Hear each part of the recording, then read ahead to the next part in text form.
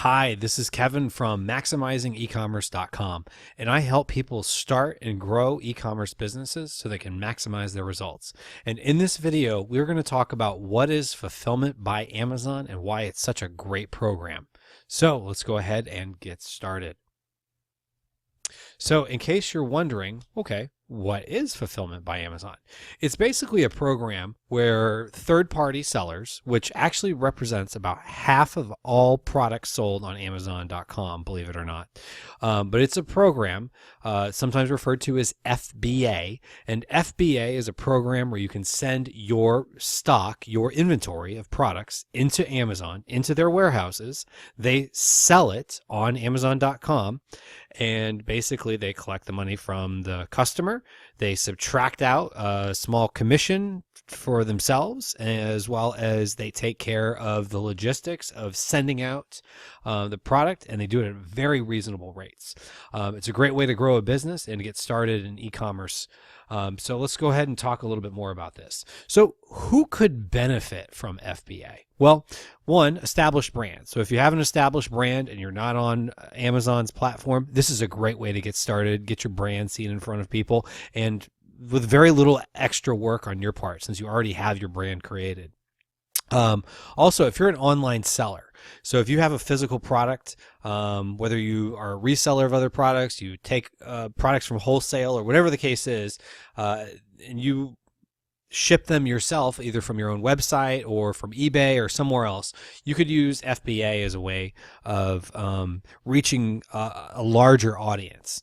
And also, if you're just looking to start an online business, this is a fantastic place to start because so much of the heavy lifting, the hard work is already done for you. And we're going to talk a little bit more about that. So what are the benefits of selling by FBA? So for one, you have a very trusted platform. Think about this. When you go to buy something, what's one of the first places you look? You usually Google it, or if you want to see what other people have to say about a particular product, we've all done it or know people who have, and that's go to Amazon.com. So you might be shopping on Amazon, or you might even be at the mall or a store, and you see a product you want to buy. You might go on your phone, look it up on Amazon, see what people are saying. Is this a reputable product? So oftentimes research starts on Amazon just because it is such a trusted platform, and so many people purchase on Amazon because of the level of trust. I mean, it's almost a level of trust that I don't think we'll see on other platforms anywhere else. Just because people know that when Amazon says something is at this price and that there's reviews, they know that they can believe them. As well as when they buy something on Amazon, they know it's going to be delivered, and it's going to be delivered when it says it's going to be delivered. Also, when you're selling through Amazon's FBA program, you have access to millions of customers. And I don't know the exact number, but it's in the hundreds of millions of credit cards that are on file. So think about this. If you've purchased something on Amazon, oftentimes you probably have gone and just done one-click buying. And I've done this many times myself, where I go to buy something, I click on it, and all of a sudden, I didn't have to barely think, but suddenly the transaction's already happened. I didn't have to put in my address. I didn't have to put in my credit card because it was all right there conveniently on file. And that's the way it is for millions and millions of customers. Also, as I mentioned earlier, a lot of the hard work is already done. So if you're starting an e-commerce business, there's a lot that goes involved. You have to pick out the product, and that's something you have to do with FBA. You have to find something that's going to be a good price, a good value proposition that people would want to buy. So that's all something you'd have to do, whether it's FBA or your own website. But if you're doing your own website, you have to build the website. You have to drive traffic to the website. You have to find hosting for the website. You have to find the domain. You have to do customer service. A lot of that work is already done for you. And also, you have to house your inventory somewhere. You have to ship it. All that is already taken care of for you. And it's done in a very cost-effective manner. So think about how many items get shipped on Amazon. I mean, and it's over 1 billion items per year was a statistic I had read.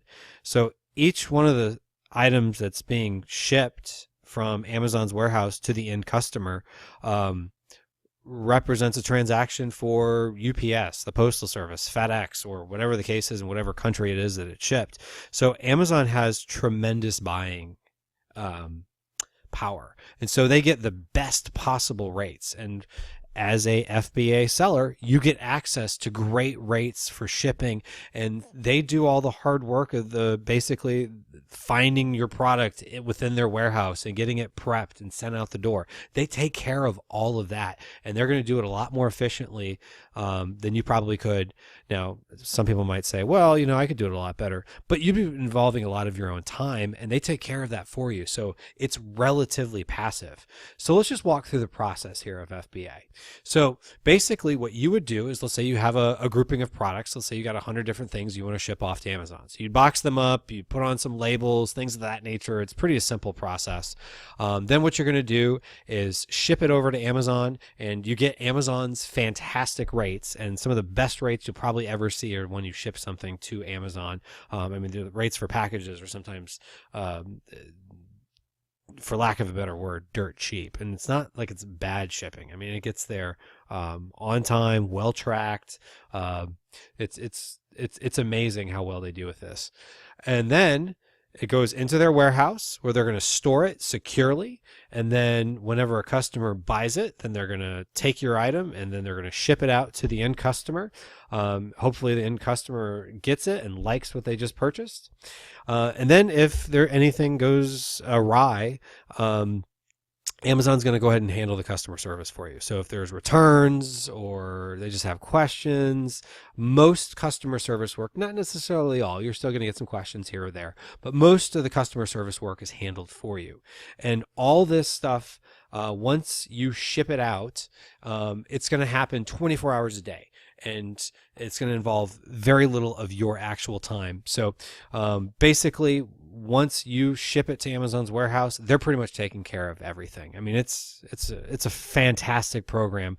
I won't use the word hands off because there's still got to maintain your inventory and make sure your pricing is good and do some marketing. There's things you can do to drive your results, but for the most part, most of that hard work, as I was saying, is already done for you. So what are the costs that are involved in FBA? So for one, you're going to have commissions. So it depends on the type of product and the category it's in. But generally speaking, as a third-party seller, most of the categories you're going to sell in, you'd probably be looking at about a 15% commission.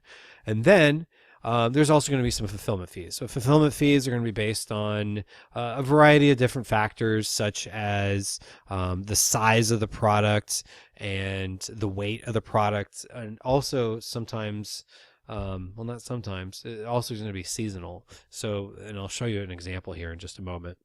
And then also whether you decide to go as an individual or a professional seller. So an individual seller is someone who probably is going to be selling less than 40 items a month. They're going to pay, in addition to the fulfillment fees, an additional 99 cents every time a product is sold, whereas a professional seller pays $40 up front. Now, I pay the professional seller amount. I didn't in the beginning. I started out as an individual seller, but then I eventually upgraded to the professional seller because it was worth my while. But just getting started, there's no sense paying $40 a month unless you're going to sell more than 40 items and then save that 99 cents for every item sold. So let's take a little more in-depth look here at the costs involved with selling on Amazon through the FBA program. So excuse me there, sorry. Here you can see some of their shipping rates and fulfillment fees per unit that you sell. So again, it's going to depend on the size of the product, whether it's a regular sized item, which you could say basically is going to fit into inside a shoebox. It's a little more complex than that, but that's the simplest way to look at it. Then oversized are going to be larger items. And then also you can see here that it has a lot to do with the weight. And then there are going to be some it's pretty negligible, but there are some fees for storing items in Amazon's warehouse. You can get quite a few items depending on the size of it for a cubic foot, because you can see here it's based on a cubic foot. Now, one thing that's interesting to note, when I was talking to you earlier about seasonality of the fees, so January through September, basically first, second, third quarters, to get something out the door, you're going to pay a little bit more money overall than you would during the holiday season. So that would be fourth quarter, because what they're trying to do is incentivize for more products going out the door. So there's a little bit of savings every time they ship something.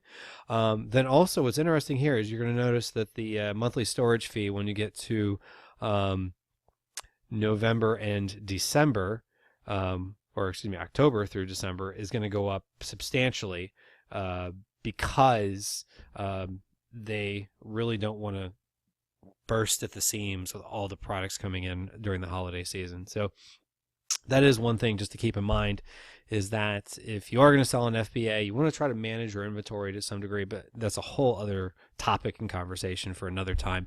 But you can see that there are some fees involved. I would say as a good rule of thumb, you could look at it as about 1/3 of your selling costs is going to, or excuse me, 1/3 of your selling price is going to go to these fees and commissions, which is a pretty good deal when you really think about it for the traffic that they're going to bring to you. I mean, when I say traffic, it's not people like browsing, it's people ready to buy. These are people ready to buy, and they're going to Amazon because they're looking to purchase a product, and in most cases they've already got their credit card on file. So you might be wondering, okay, well, this sounds interesting. How do I get started? So here's a few little steps you can do to get started. So this is a very simplistic part, but we can go into more depth in another video on all of these things. But for one, you want to register a seller account. So I got the link down below for registering for a seller account. I mean, my recommendation is just at least start as an individual seller. The little picture here on the right side of the screen is a picture from the Android App Store, very similar, of course, in the iPhone App Store. But basically what you can do is you can download an app, you can take that app, you can go around to clearance aisle at Walmart, you can Target, wherever. You can start scanning items to see if it's something that's going to be profitable, and you can only have access to that and quite a few other features. And they've even got some nice training videos that they can show you as well. But you can only access those for the most part once you register a seller account. And there's no harm in doing it, and there's no cost to at least getting your account registered. Then you want to find products to sell. So as I mentioned, you can go around to clearance items, or you can do some wholesaling where you set up a relationship with a factory or a distributor. They're going to sell a product on behalf of someone else. Or if you have your own product to sell, you can sell it through FBA, and you can get that product ready to go. Then what you would do is get your shipment ready to go. They've got barcodes that they would have you put on it, or sometimes you can actually use the existing UPC label. And then you basically send those items into Amazon, and hopefully you've got everything at a good price that is, let's say, a market price that people are willing to pay on Amazon, and you're able to get what we call the buy box, which is that add to cart button.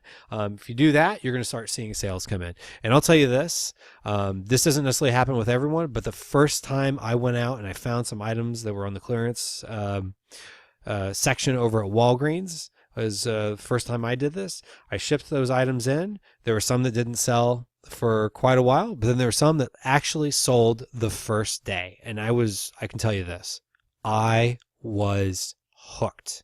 I mean, I can't even begin to tell you how elated I was, how excited I was. I think my wife thought I was crazy because I just went running into the room, showing her on the seller app that I'd made a sale, and was like, "Oh my God, I made a sale!" And she's like, "Well, what's so exciting?" I said, "I just made a sale." I mean, just like it was just that feeling of, "Oh my gosh, this actually could work." So hopefully this sounds like something you're interested in doing. If it is, again, I would suggest registering today. Get a little momentum going if you're not already registered as a seller. If you're already registered as a seller, find some products to sell. If you don't already have, or if you already have products to sell, go ahead and ship them in. So that way you can start seeing some sales on Amazon. So if you found this helpful, I would ask kindly that you click the little thumbs up icon to say that you liked this video and subscribe to our channel so you can see more videos like this in the future. And also, please feel free to share your questions in the comment section down below. I do my best to read all of them and to reply to as many as possible.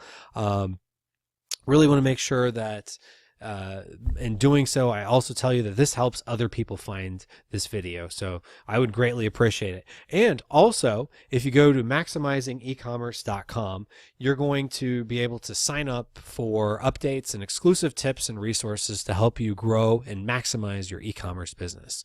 So thank you for watching and wishing you the best as you work to maximize your e-commerce results.